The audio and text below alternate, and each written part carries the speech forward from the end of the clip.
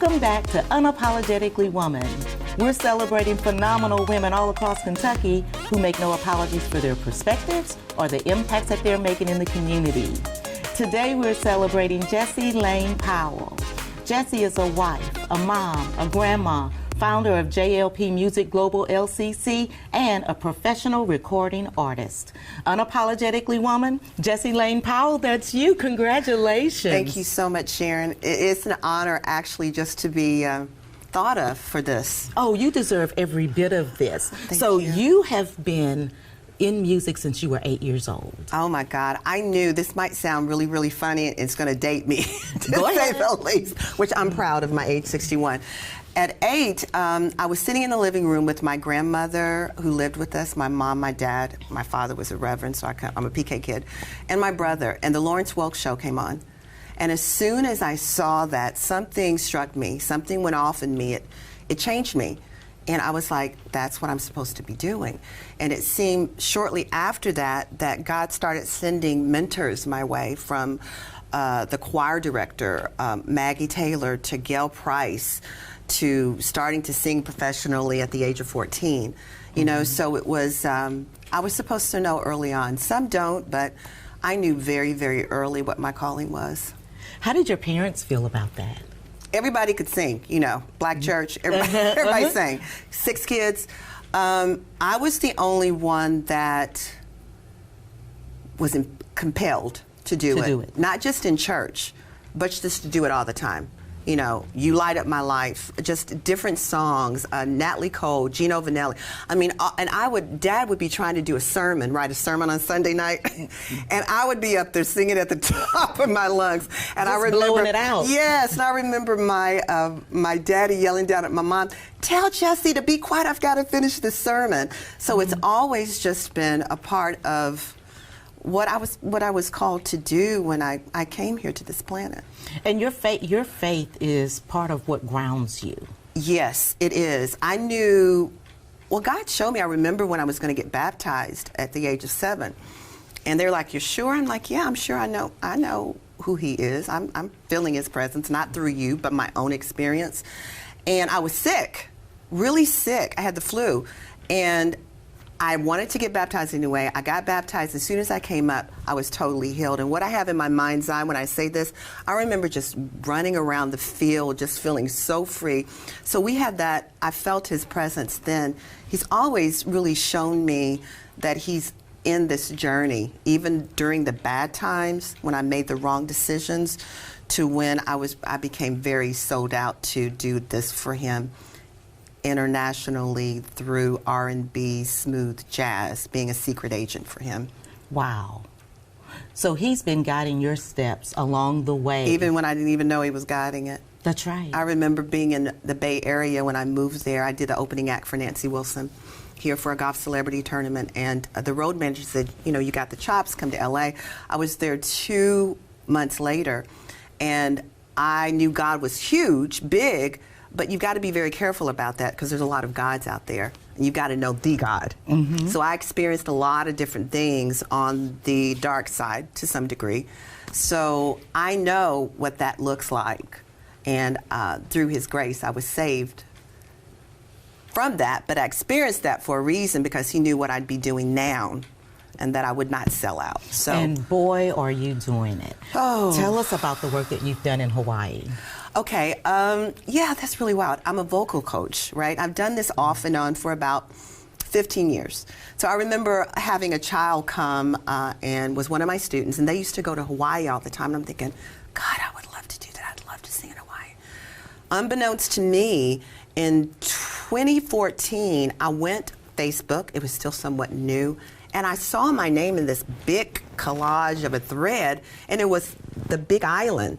I'm thinking the only thing I ever heard of was Honolulu. I didn't know anything about Big Island, Hilo. The big one. Right, and so I reached out to the person. I'm like, what is this? Why am I in this thread? And they were in Hilo. He was like, your music is very prominent on this island. I said, excuse me? My gospel jazz album, right? Yeah. Yes, it's playing on this, it's playing on that. I said, well, is there any way that I could get there to perform, right? Because I had just left Central Bank. I was there for 4 years. But the Lord said, okay, it's time to leave. Thank God my husband didn't divorce me. Because I was like, okay, time's up. Right. And that's when I was there 6 months later. Wow. Performing at the jazz festival that they have for veterans there. So I've been there 4 times. I've been to all the islands except for Maui. I've recorded on island. So it's just been, I think about that and I'm thinking, nothing but God. And I'm doing gospel music, but I'm also doing the music that I love, which is R&B, smooth jazz. So I go to churches and I sing in the churches there. But I also sing the jazz music that I love because God made all music, good music, positive music. All music That's is uplifting. Beautiful. Yeah. Oh, absolutely. Most definitely. So you mentioned your first album. Yes. Tell me about it. Oh, wow. That's just amazing. The faith level that I have on the inside of me of believing that anything is possible. I truly, truly believe that.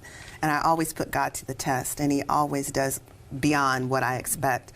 I wanted to do gospel jazz, and I remember being in a church and they said, your gift belongs in the church. I said, that's not what God told me. And they said, well, you don't, and I won't name churches. It was several churches. And God sent a producer, and I was able to do gospel jazz. I began writing. I had never written before. This was in 2004. The same you write night, your own music? I write my own music. Yeah, I'm a lyricist, actually. I love writing lyrics. Words are really important to me because they change things. Like God said, let there be, let there be. We have that same power, right? I believe that. But I start writing, and my husband built me a small studio, and I found Eric Copeland, who was this white dude who was white skinned but a black soul. You know what I'm saying? Understood my music and what I wanted to do, and yeah, it debuted at the Kentucky Theater, and it was really, really wild, Sharon, because on one side was The Passion of the Christ, because it would debut the same day, and on the other side was mine. So we were sort of there together. So that sort of let me know, okay, you're in alignment with where you're supposed to be and what you're supposed to be doing. So he's been giving me butterfly kisses like that throughout this whole journey. It's not been easy. Being a big dreamer and believing in the impossible, people look at you like you have 2 heads, right? But that's what the word says. So I'm taking him at it. So I'm thinking really big for the second album that I'm doing, our third album. So God is about to give you more butterfly kisses with your next album. Yes, it's called, actually, we've been trying to keep it under a little bit, but yeah, I guess I'm talking about it for the first time here. It's My Love Journey. That's the title of it. And my management, which is out of New Jersey, Baron Harris, he's been with me for 7 years. And we've been grooming myself from going from jazz standards to R&B smooth jazz. Okay? What kind of transition is that? It's huge vocally. It really is, because as a jazz singer, I sung Ella Fitzgerald, Sarah Vaughan, and all that. That was my go-to, and I did that from the age 21 until about 5 years ago. So it took me learning how to not fill in the gaps so much and let the music breathe, right? Because as a jazz artist, you're an instrument, and you're feeling like you got to fill in the gaps, be a sax, be this, that, and the other. So I had mentors in Philadelphia that I would go to, and I recorded some of the songs there, and they would say, okay, you've got a great voice, but in R&B smooth jazz, you don't do this. This is what needs to happen, because it's very redundant. It's repetitive. That's why people love funk so much. It's very repetitive. Jazz is not as repetitive. There's a lot of embellishment, right? So in this project, I was able to collaborate with a lot of different people, which I loved, because as a jazz artist, I would normally do it myself. So I'm collaborating with Gail Johnston, who used to be the music director for Norman Brown. She Jazz and Pink, she has her own group. We've hooked up. I went there in December, met her, and we did 2 songs together. And then I have Marion Meadows, right? Saxophone player. He's been here for the jazz thing. He is part of this journey. Then I've got someone else out of LA, Sam Hankins. So it's a collaboration of songs that deal with love. From the love of my daughter that I wrote, who met her husband, Was your daughter the inspiration for the title, or what was the inspiration for the title? Love, just in general, just what love. love is. What's released now, was released about 4 months ago, is Pure Love.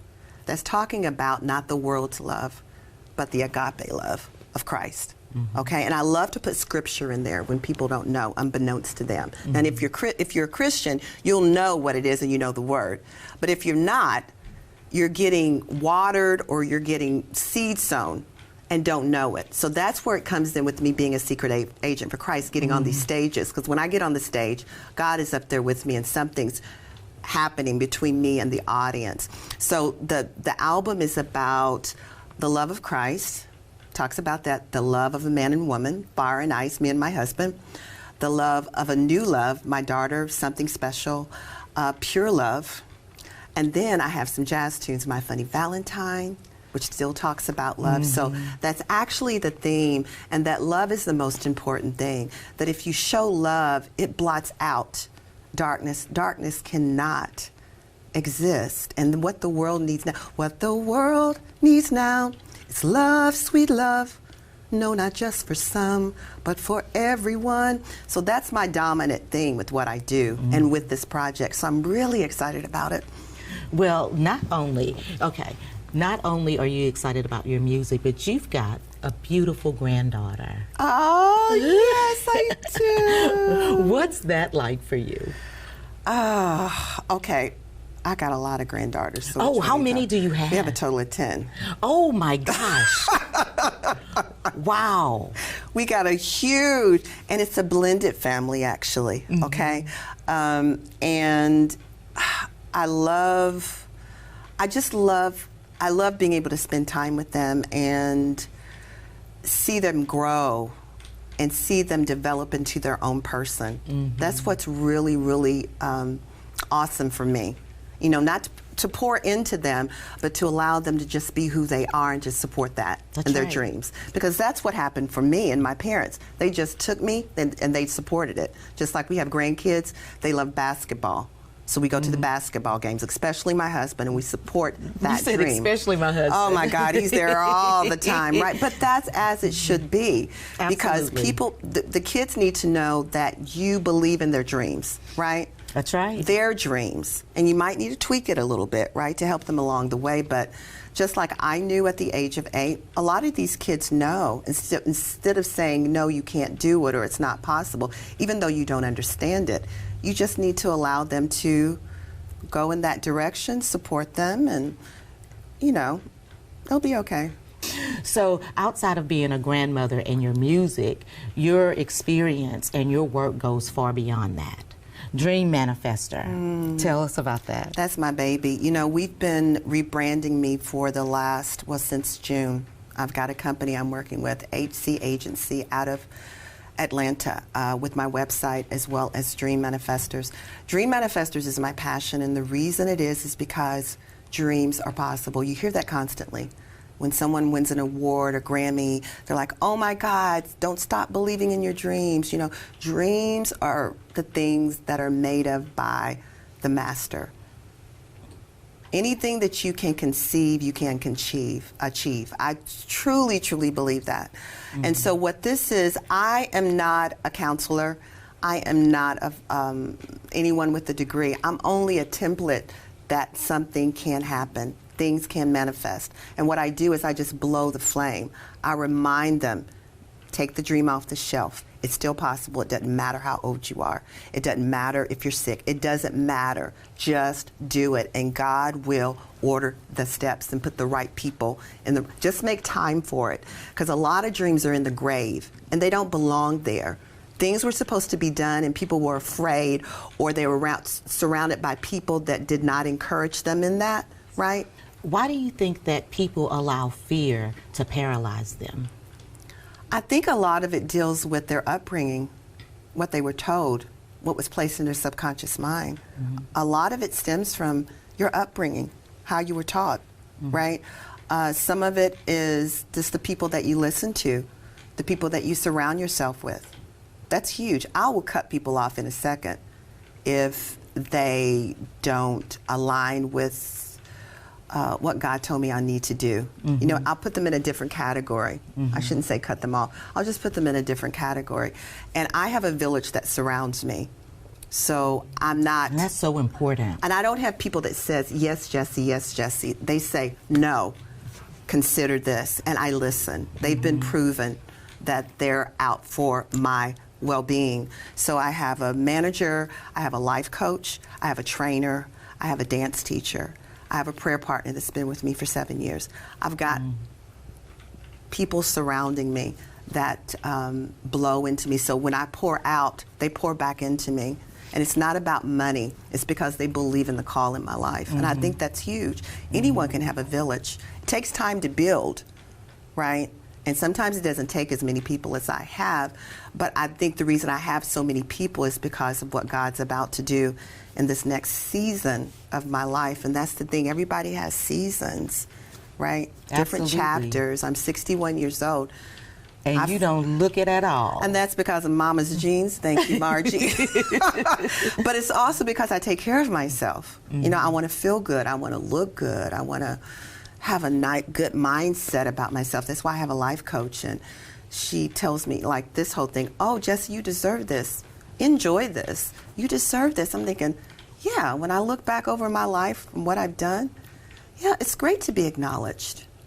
And you deserve this. And I deserve And she's this. 100% correct. Thank you so much, Sharon. But you know, you have others that pour into you, but you're all about pouring into other people as well. Yeah, most definitely. Because, I try to. you know, it's over. Stop the bullying.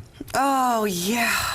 Whew, I've done a lot. You know, when I got to thinking about, when I was filling out that form and I got to thinking about what God's called me to do, yeah, my daughter was bullied and almost took her life in middle school.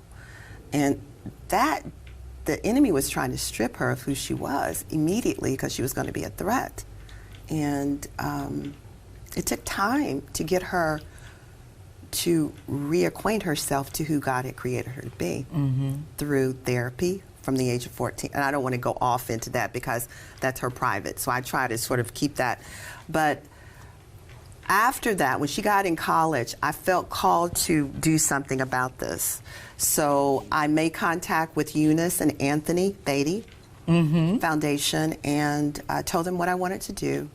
And they came alongside me and they provided the funds for us to go into schools, elementary schools, and to do a musical, something music related, so it wasn't so intimidating, but it would get the message across. And we were able to go into many, many schools, and I had many kids come up to me afterwards, or my daughter, she was a part of it at the time, sharing her story, saying, thank you so much. So, you know, lives were saved then. That lasted for about a year. And then I felt the Lord telling me, okay, this is done. You've done that, yeah. Now I've had a podcast from Trauma to Triumph. You know, that was for that was during COVID. I found out what I went through was trauma. Right. It was trauma. And God said, Jessie, you went through trauma. I'm thinking, what is trauma? I've heard the word. What does it mean? And so that's when I started doing a podcast, bringing professionals on to talk about trauma and what it does to someone. Important. A lot of people was traumatized from COVID. Absolutely. That's trauma. Yes, it is. You know, so, and people have not gotten over it. So I did that for a season. So I've had my hands in. I just try to give back as I'm led to do so, right? And when time's up, it's time to move on to the next thing. Well, but then when you're chilling out, you're quilting. Oh, I love to quilt. Yeah, because it's creative, right? All those patches, all those colors. I love it. I love it. I love it. I love that, and I love to color. Oh, right? really? Yeah, I love to take coloring books because I can get so heavy. I'm a very serious person, and Is that therapeutic for you? Yes, yes, yes, it is, and it lightens me up some because I can get too deep in my head. So when I feel like I'm going there, I just grab a coloring book and my crayons, and I just start, and it just lightens me up a bit. That's beautiful. Yes, that is fun. beautiful. It's fun. Listen, we could sit here and go on, but our time is drawing near. I want to leave you with the last word to young girls or young women that may be looking up and looking for some sort of inspiration. What kind of words do you have for them? Believe in yourself. If you're different, you're made different for a purpose. There's no need to be a carbon copy. God did not, no leaf is the same. No thumbprint is the same. Embrace who God created you to be, and the rest will come. Thank you so much. Thank you, Sharon, so much. Thank you. You guys continue to watch as we celebrate other phenomenal women just like Jessie Laine, who is just doing amazing things in the community and for other people. Unapologetically Woman, we'll talk to you soon.